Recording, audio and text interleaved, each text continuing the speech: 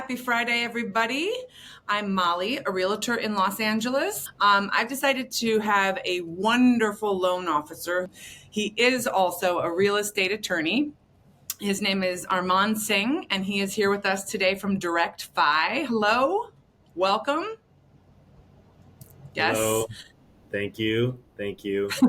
All right. So before we start, I kind of want to be realistic, even though I am an optimist, of the fact that me and Arman are not trying to sell you on the idea that this is the greatest time to buy or sell. We are aware of the realities. We are not, trying to push and sell you that this is the best time ever. You guys can read through that very easily.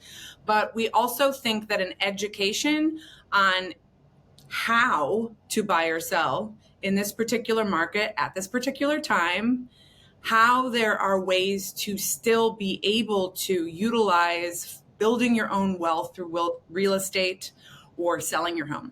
And so that's how we're going to focus this, because we know it's a weird time and we know that people are scared. And so we're kind of going to dive into that a little bit. But first, I want to hear all about Arman. So tell us everything about you, who you are, what you do, where you work, the company that you work for, and also what makes you different, what makes you special. For sure. That'd be great. Well, as you said, my name is Arman. I'm a lender or a mortgage broker. And so we assist with borrowers financing their properties, whether they're residential or commercial. We've been doing it for about a year and a half, 2 years. So we got into it at a pretty weird time. So learning through that period has been very interesting, but it's also been, really helpful. Prior to that, I was a real estate attorney for about 3.5 years. Practiced at a couple of law firms here in Los Angeles, and then decided to make the move out of insanity, but found myself in the middle of another insane game. So that's kind of what I do. But as far as what makes us kind of special, I think that for brokers in particular, especially when it comes to financing and mortgages, I think that what's lacking in our industry is communication. You guys as realtors and also borrowers, they want to hear what's happening. I mean, it's usually their largest purchase and the largest investment that they're going to make in their lives. And I think that there's a big problem with mortgage brokers with the level of communication, the level of education that they provide. And so I think what we do really well is like we strive to kind of make sure that they're as informed as possible, that our realtor partners are as informed as possible with what they're doing and the status of the loan, because we need to work together. So yeah, I think that that's kind of what separates us significantly from a number of other shops that do the same thing. Amazing. And I will say another thing that I've already noticed about you that's different is we actually met in person, which is wild and shocking and Yeah, amazing. And so we come from the same part of the world, the Chicagoland area. So we are we still do. somewhat old school in the Yes, sense that yes, we sir. believe in building relationships and people matter and Yes. how you talk to people and treat people matters. And it can make the experience amazing or it can make the experience terrible, boring, and transactional, right? So moving away from just being in a transactional world, Absolutely. how do we, build relationships where we can all grow, everybody can grow, right? And so really quickly, Mhm. before we move on to everybody else's questions about the market, I would imagine too, like having that real estate background in as an attorney gives you an advantage in this particular industry, even if you decided to switch gears on looking at contracts all day versus being, a lender. I think it's been helpful in my like understanding, provisions and things in the documents and what they mean. I think it also has been helpful in me understanding like what rights there may be in certain circumstances. If you've got a deposit that's gone hard and you're at risk of losing it, what are the chances that you really may lose it? Things like that.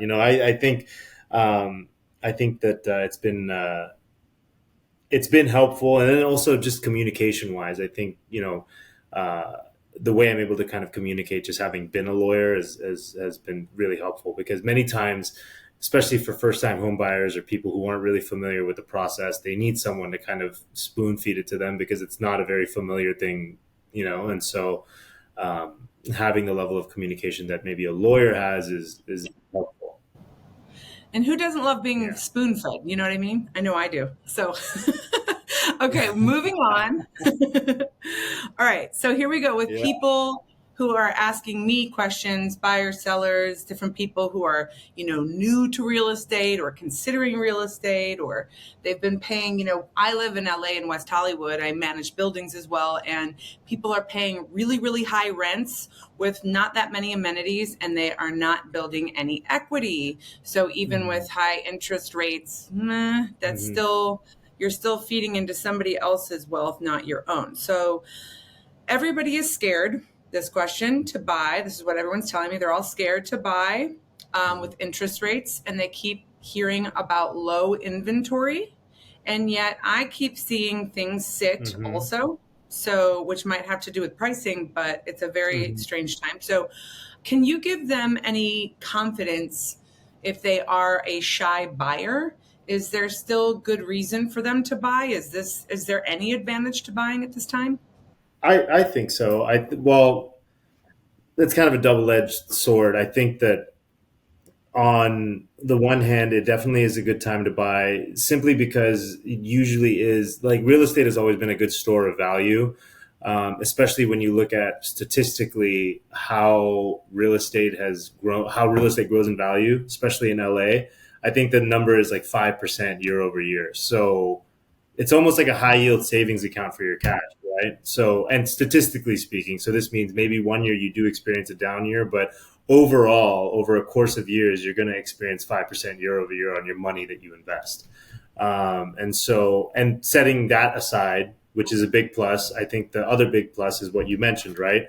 You're building equity for yourself and growing wealth that way, as opposed to paying someone else's mortgage.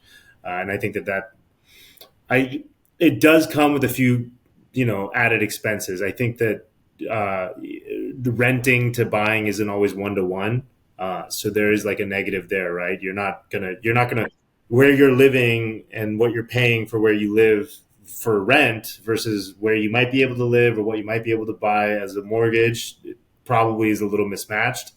But I think that if you're willing to make the sacrifice to kind of be in a neighborhood that's adjacent to where you are, that may not be exactly where it is, I think that it's a good investment vehicle. So yeah, I think that for that alone, it's a good investment. It's a good time to buy. But I do understand people's fears behind the rates, um, and prices are still particularly high, right? So we did see the Fed come out recently and said that they're going to pause. So you may see uh, a loosening there. But there's also the flip side of the argument is, okay, you've got high rates, you're anticipating lower home prices, right? So as interest rates rise, you're anticipating prices to drop. That hasn't been the case lately because no one wants to sell their home when they went through 2020 and 21 and they had 2% rates. Why would they go anywhere else to do anything, right? But once you start seeing the logjam kind of move with the interest rates rising and you see property prices drop, there you might create some movement there. On the flip side, you may have lower rates, but you'll remember in 2020 when rates were really low, prices were extremely high.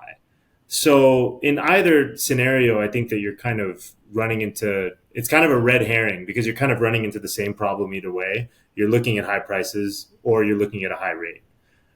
So I think at some point, no matter how apprehensive you are, I think you kind of have to decide whether you want to bite the bullet. Um, yeah. Yeah, as you're talking, I'm sort of thinking, it really comes down to what do people want? If I find the perfect home for me, my forever home, and the interest rates are high, can the interest rates maybe change in a couple of years and I can refinance, or what are my options there for people who don't know? Number one, I think it depends on who you go to for your financing, and who you choose as your realtor and your broker or your mortgage broker, right? Like there are high pressure salespeople out there that want to get you into a property as soon as possible, no matter what the Yep. situation is, because the market's dry, deal flow is slow. So, there are going to be people out there that you probably need to be wary of because their interest is in, making a commission. But I think that if you find a realtor that is trustworthy and you deal with a broker who informs you and keeps you educated, that it makes you a little bit more comfortable. Mhm. I think at least on our parts, we're supposed to act as financial advisors, right? And so our job is to let you know if you're looking to get into something that might be even bigger or might be too big for your britches right now, that maybe you should pump the brakes, right? Mhm. So Yeah. that's our responsibility. That's our obligation as a fiduciary. So I think you have Yeah. to find someone who's trustworthy. And I think that in and of itself will lend you some comfort, and because they're not going to take you somewhere that you can't afford to be in. There's a million real estate agents out there. There's a million loan officers. People get overwhelmed. When they're overwhelmed, they immediately become distrusting, right? So it goes back to, do you feel safe with the Right. person that you're Right. talking to? Are you getting your needs met? How often are you meeting them in person? Like, I'm somebody, it's like, you should be touring with your buyers, right? You should be meeting them in person. Mm-hmm. You should be working for them. They should feel that their needs and their questions and everything else is getting met. And I love that you're talking about that as a financial advisor, rather than somebody who just, runs credit, gives you your loan letter, and you never hear from them again. So I'm really happy to hear that. So let's go Right. into the second Right. question that people are asking me. They're asking specifically financially. So they said, what are financial advantages to listing your home at this time? Are there any? Well, I think the number one answer is prices are still really high, right? You're not fetching what you used to fetch in 21 and 20, but I think with the low inventory being the way that it is still to this day, LA is still a really hot market, and prices are getting pretty high. And actually, I would argue that you should probably sell your home if you're thinking about listing it sooner rather than later, because my anticipation is that prices will drop soon. So. Uh, yeah, I think that that's the number one incentive, right? You want to catch the wave before it peters out. So yeah. Do you think it is going to drop? I do. The Fed came out and said that they anticipate two more rate hikes in 2023, which will hopefully kind of stop the property prices from raising so much. And then also, there's a big kind of ancillary issue with commercial real estate, right? There's office spaces that are being defaulted on, and companies are kind of experiencing financial difficulty, which kind of then trickles down to the populace. And when that happens, I think you'll start seeing affordability drop, and the Mm, liquidity in the market is kind of going to dwindle. And then when that happens, you don't have the hopefully the tables will turn, and we'll mm, see some lowered prices. I forget, but it's almost 50% or something like that of the occupancy in San Francisco's office space is vacant. So I wow. mean, yeah, it's gonna. I think that that's where the bubble is gonna pop. That's my personal bet. So let's see. I don't know. We'll find out. Let's see. All right. Well, I'm going to ask you one final question. Let's say I've never bought anything. I'm a little bit intimidated by it because I'm talking to these fast talking real estate agents who aren't terribly, warm, and financial people talk fast as well. And I don't understand what they're saying. And I'm smart, but I've never bought a home before. So where do I start as a home buyer really quickly? Just even if it's super rapid pace, just tell me where to start. I think the number one thing that as a home buyer you need to do is make sure your finances are in order. You may think that you can afford a property, but you gotta, if you have, depending on your, financial station, if you have a CPA that you can speak to about how you're reporting income, or if you're thinking about buying a house in the next year, I would kind of start working with a CPA and a mortgage broker who can advise on how to report on your taxes, to make sure that you can afford the kind of property that you want to afford, if that's the position that you're in. Alternatively, if you think that you can afford something and you're ready to buy, I think that your number one thing would be to go get pre-approved. But I wouldn't do it on Rocket Mortgage's pre-approval app. I would go and speak to someone in an office, or You. speak to a broker or an LO, or me, yeah, whoever, Always and say you. always say me. Okay, Yeah. yes, me. Yeah. Um, I think that you should definitely kind of um, speak to someone in the field who can, run the numbers and be honest with you about where your finances are, what you're pre-approved for, and kind of keep it at a number that you're comfortable paying on a monthly basis, before you reach out to a realtor and get started on that process. Because I love realtors, but I think that the number one thing that you have to make sure of is making sure that your finances are in order prior to doing that. Because then you're just going to be wasting time, and you're going to be looking at a bunch of stuff that you maybe can't afford, or it's going to be too expensive for you. And then maybe you're too deep into the process to take a step back. And so I think the number one thing that I would do is make sure you're pre-approved, and make sure that that pre-approval isn't, because a pre-approval can mean a lot of things. You can be pre-approved or pre-qualified to buy $1 million house, but you may not feel comfortable buying $1 million house once you see your payments that include your Yep. taxes and your insurance and all of that stuff. So, make Enjoy sure it. that you have that honest and kind of deeply brutal conversation with your broker. Be prepared to provide financial information so they can look it over. And I think that that is the number one step that people miss out on. I see so many realtors that come to me with clients, and then they have, aspirations that are a little bit more, uh, how do I say, a little more dreamy than they should be. And so, yeah, It, I think that you need to have a very honest conversation with a broker. it's interesting you say that because I've actually been on the other hand of that, where like I've worked with a couple people who actually have more than enough, and they're still, like the financial aspect is the hardest thing to lock in. Like we could look at homes all day long, but it's like you really do have to get with a Right. good person like Arman, and you have to sit down and just digest how much this will be like at your price point, and digest that with a Mhm. financial advisor before you even start looking, because you could find the perfect Well, I house think and I'm sorry to interrupt, but I think that another reason that there's so much hesitation with buyers is because they're so tied, or it's kind of like a effect of the past, right? Like 2 years ago, you were looking at rates that were in like the twos and threes, mid twos and threes, and so when you're coming off the back of something like that, it's kind of hard to wrap your head around buying a property at the prices that they are now, or the rates that they are now. And so that in and of itself is kind of a deal killer, right? You're like, what the heck? Like, why would I do that when this is what I could have gotten? But I think we need to kind of get over that hump. And then also, when it comes to like property prices, if you're looking at property prices and you have to check comps, and you see that in the past year and a half to 2 years, all your property prices have inflated based on this number. But now, with the rates being the way they are, probably that property shouldn't be kind of priced at that price point anymore. It's hard for sellers to get around the idea that they should sell for lower when all of their comps and properties around them are comped out at a much higher price point. yep.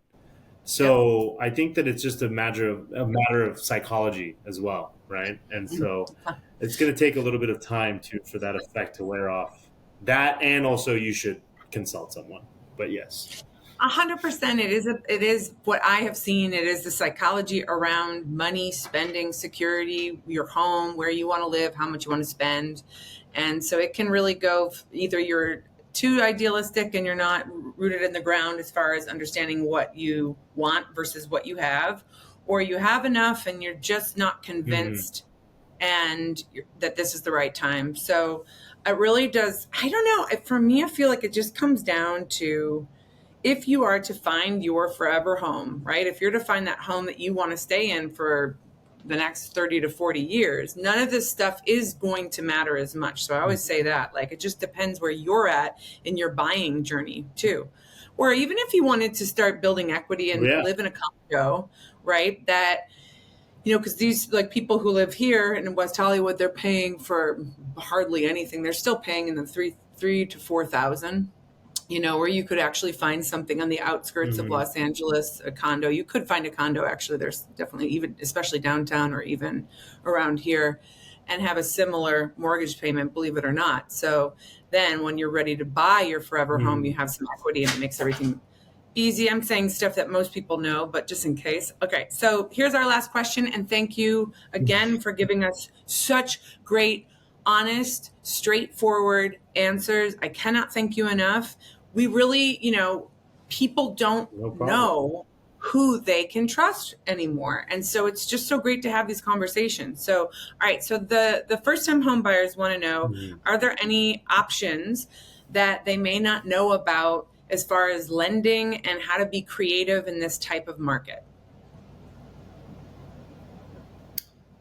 Yeah. So if you're a first-time home buyer, many lenders have kind of also temporarily paused hits on certain items like your credit score and things like that. So uh, if you're a first-time home buyer, there's a chance. Typically, when they're calculating your rate, there may be like a quarter point hit to the rate if your credit is below a certain number or whatever the case may be. Those have been temporarily paused for first-time home buyers. And then also there's down payment assistance programs through CalHAFA, not the 20% program because that kind of came and went really quickly, but there are others that allow you to get a 3.5% down payment. They're limited again to the conforming loan limit, which is $726,000. So that has to be your loan amount, but or that's the cap for your loan amount. And then I guess like most importantly, I think that when I speak to most people who aren't like super knowledgeable about the space, many times their assumption is that they need to bring in 20% down to buy a property. That isn't the case. It's certainly the case if you want the most favorable terms. And so, if you want the best rate and if you don't want PMI or whatever it may be, then you should anticipate having to come with that amount down. But, there are programs that allow you to do 5%, 3.5%, 10, 15. So don't think that because you don't have exactly 20% down for the property or your dream property or whatever it may be in your bank account, that it's not feasible for you to purchase a property.